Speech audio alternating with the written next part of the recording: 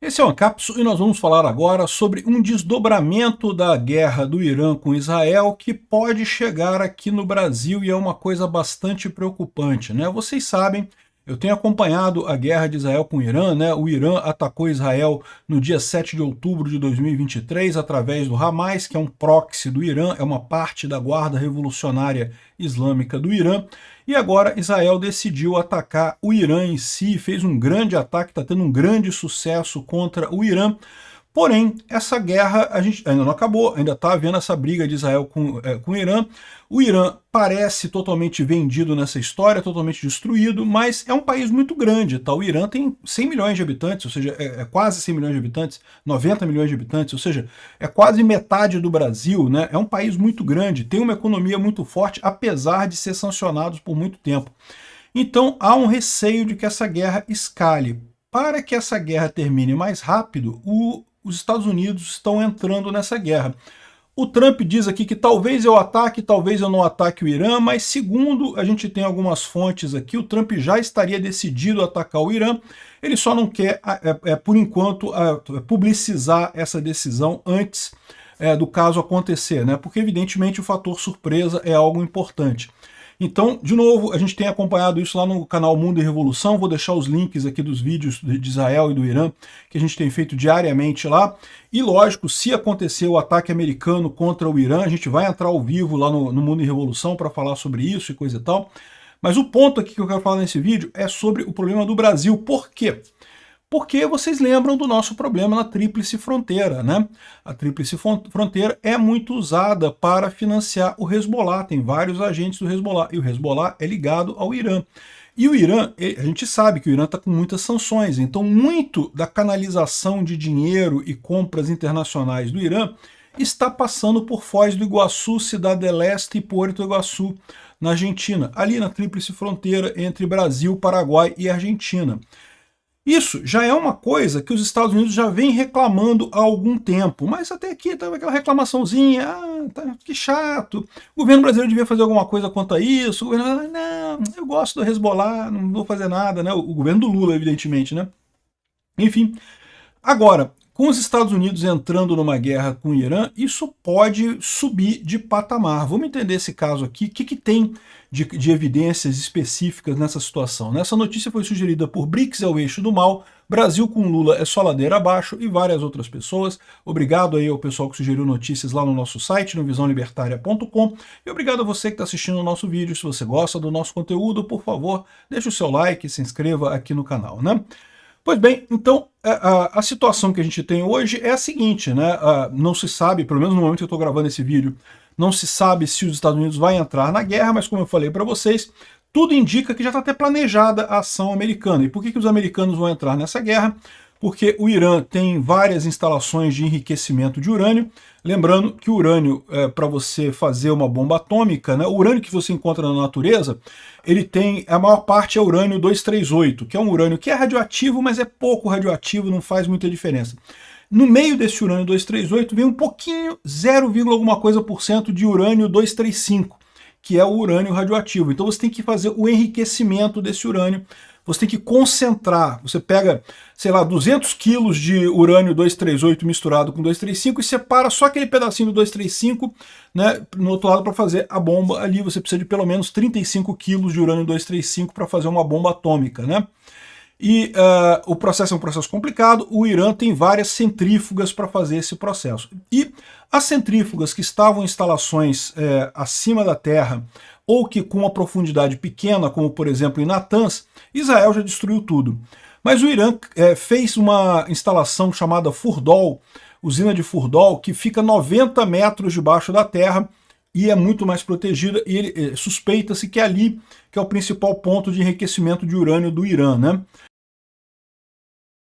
Então, para atingir essa refinaria do Irã de urânio, teria que ser uma bomba bunkbuster americana, que é a GBU-57, que ela é capaz de ir até 60 metros em concreto, ou então 200 metros em terra, e aí ela conseguiria destruir, chegar nessa instalação iraniana lá. Então é por isso que talvez os Estados Unidos entrem nessa guerra, para acabar totalmente com toda a capacidade iraniana de refinar o urânio, né, de enriquecer o urânio para chegar na bomba atômica, né? Olha só, depois que os Estados Unidos destruir essa refinaria, coisa e tal, é bem possível que a coisa pare, tá? Que Israel pare e os Estados Unidos parem. Porque a verdade é que querer controlar o Irã seria muito complicado, mas até você conseguir eliminar essas refinarias todas aqui, é uma coisa muito importante essa luta contra o Irã. Ninguém no mundo quer o Irã com armas atômicas. Por quê? Porque o Irã não é um país normal, o Irã é uma ditadura. Uma ditadura pode fazer coisas malucas. Olha o Putin, a quantidade de loucura que o Putin tem feito, né? Então ninguém quer o Ayatollah com essa bomba atômica. Não é só por questão de Israel, não. A Arábia Saudita também tem briga com o Irã por conta de sunita, xiita, né, aquelas divisões no Islã e coisa e tal. Então, assim, ninguém confia nos ayatollahs com bomba atômica. Então, todo mundo está apoiando os Estados Unidos nessa. Mesmo países ali no Oriente Médio que falam da boca para fora que não, que são contra, que condenam o Israel, que dizem que o Irã tem que ter um direito, não sei o que lá. Mesmo esses países, reservadamente, está todo mundo ajudando Israel. O Egito está parando os manifestantes que queriam entrar em Gaza, a Jordânia deixa Israel usar o espaço aéreo dela tranquilo, a Síria deixa usar o espaço aéreo dela. Está todo mundo querendo acabar com a bomba do Irã. O problema todo é o seguinte, a gente não sabe, pode ser que realmente os Estados Unidos entre, destrua essa instalação e essa guerra acabe essa semana. Existe essa possibilidade, tá? Pode ser que acabe rapidamente essa semana. O Irã totalmente destruído, com um monte de coisa destroçada e sem capacidade de produzir a bomba. Foi o que Israel fez com o Iraque na década de 80 e a Síria nos anos 2000. Esses dois países queriam, na época, também fazer bombas atômicas. Israel foi lá, destruiu tudo que eles tinham de instalação atômica, jogou a tecnologia deles para a Idade da Pedra, matou os cientistas todos, exatamente o que está fazendo no Irã. E daí nunca mais esses países tiveram condição de criar bombas atômicas ou coisas que o valham, né? Talvez seja essa a história do Irã também. O Israel vai lá, destrói a capacidade do Irã, pronto, depois deixa para lá o país se siga sem as armas atômicas, né? Que esse é a preocupação de Israel no final das contas. Mas a gente tem que levar em conta também que pode ser que o objetivo de Israel nesse caso seja maior. Por quê? Porque o Irã tem financiado algumas entidades terroristas que têm atacado Israel diretamente. Por exemplo, o Hamas, que foi o braço da Guarda Revolucionária Islâmica do Irã que atacou Israel no dia 7 de outubro de 2023. Um ataque bárbaro, totalmente absurdo, matou um monte de gente, sequestrou mulheres e crianças. Até hoje, tem ainda 54 israelenses sequestrados na faixa de Gaza e o Hamas não devolve. Então, assim, talvez Israel prefira terminar totalmente com o regime dos ayatollahs para acabar com esse tipo de coisa. O Hezbollah também lá no Líbano tem a mesma situação, né? O Hezbollah, inclusive, disse que por enquanto não está nessa guerra, a guerra de Israel com o Irã. Israel fez um acordo de paz com o Hezbollah no final do ano passado, no início desse ano, na verdade, antes do Trump tomar posse, de forma que Israel e o Hezbollah não estão atacando um ao outro nesse momento, né? Depois também da operação dos Pagers, né, que acabou destruindo um monte de guerrilheiro do Hezbollah, né? Mas, segundo o Hezbollah, se os Estados Unidos entrar diretamente na guerra, o Hezbollah vai entrar em ação.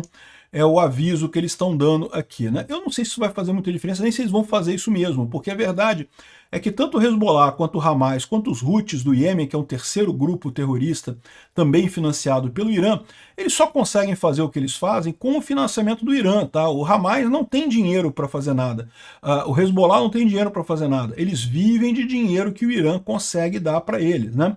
Então, eu não acredito que ele vai entrar, mas de qualquer forma, qual que é o problema que a gente está vendo aqui?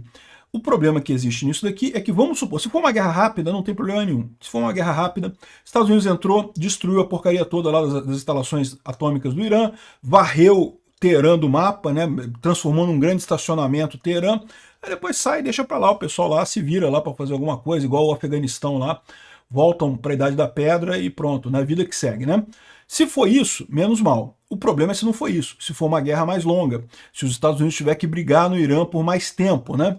E aí, qual que é o problema? A gente sabe que existe um problema desses grupos, desses proxies do Irã aqui no Brasil, tá?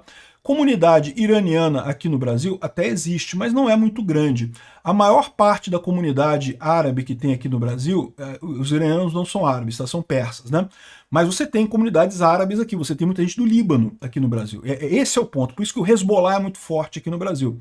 O Líbano teve uma guerra civil muito pesada, acho que foi nos anos 80, anos 90, não me lembro, e daí muita gente do Líbano fugiu aqui para o Brasil, se estabeleceu aqui no Brasil, e no meio dessa gente toda, veja, a imensa maioria das pessoas que vieram do Líbano e de outras regiões do Oriente Médio aqui para o Brasil são pessoas honestas, que são muito bem-vindos, vieram trabalhadores para trabalhar aqui no Brasil, são responsáveis por muito da grandeza aqui do Brasil, né?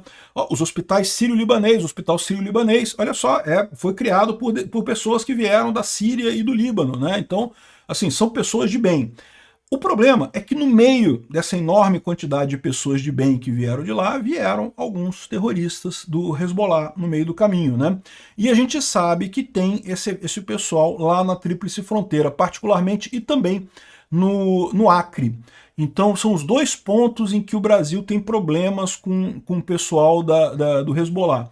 É na Tríplice Fronteira e no Acre. Esse pessoal entrou aqui no Brasil no meio da grande leva de imigração dessa região, que, de novo, ressalto mais uma vez, vocês sabem que eu sou totalmente favorável a imigrantes, acho que o Brasil é um país de imigrantes, a minha família é de imigrantes, meus avós vieram da Ilha da Madeira e da Itália para cá, então, assim, não tem, a gente é um país de imigrantes, não tem porquê, e muita gente veio do Oriente Médio também, não tem nada de errado com isso, o problema é que no meio desse pessoal vieram alguns terroristas do Hezbollah, sim.